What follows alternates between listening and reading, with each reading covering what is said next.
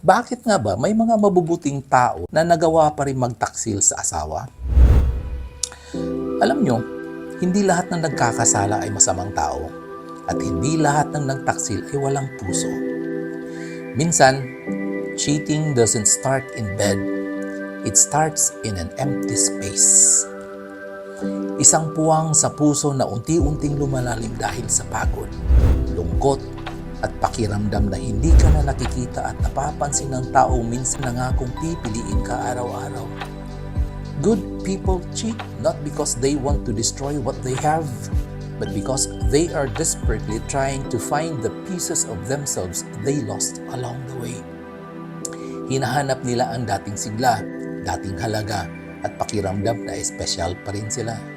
Pero ang validation mula sa iba ay panandaliang apoy lang. Saglit na init sa pusong matagal nang nilalamig. Being a good person is a choice we make every single day. Lalo na kapag mahirap, lalo na kapag tahimik ang gabi, at lalo na kapag may pagkakataong tumakas. If the spark is fading, talk. If the love is weakening, fight for it.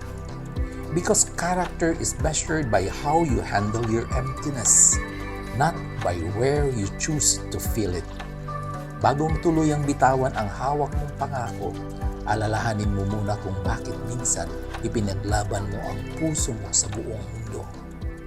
Ang tunay na tapang ay wala sa bagong pag-ibig na nahanap mo, kundi sa pananatili sa pangarap na sabay na binuo at hinangad ninyo. Sana nga.